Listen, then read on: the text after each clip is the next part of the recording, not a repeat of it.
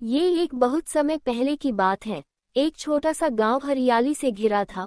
उस गांव में रवि नाम का लड़का रहता था, जो बहुत ही गरीब था। उसके पिता एक किसान थे जो दिन रात खेतों में खूब मेहनत करते थे, और उसकी माँ घर का सारा काम संभालती थी। गरीबी के बावजूद भी रवि बहुत मेहनती और ईमानदार था। वह सुबह स्कूल जाता और शाम को चाय की दुकान पर काम करता ताकि घर का खर्च चलाने में अपने पिता की मदद कर सके। एक बार रवि स्कूल से घर लौट रहा था।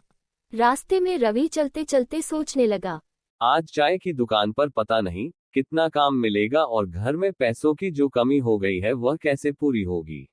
वह इतना ही सोच रहा होता है, तभी उसके पैर किसी चीज से टकराते हैं। वह नीचे की ओर देखता है, उसको एक पर्स मिलता है। वह अचानक चौंक गया और पर्स को उठाकर देखता है, उसमें बहुत सारे पैसे और पर्स पर एक फोटो भी लगा हुआ था।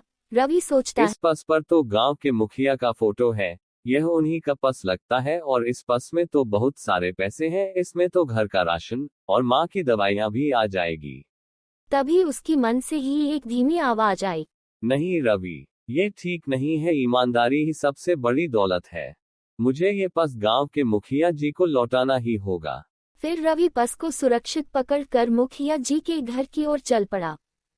कुछ ही देर में वह मुखिया जी के आंगन तक पहुंच गया। फिर दरवाजे पर खड़े होकर उसने धीरे से आवाज लगाई, मुखिया जी, मुखिया जी। थोड़ी ही देर में मुखिया जी बाहर आए।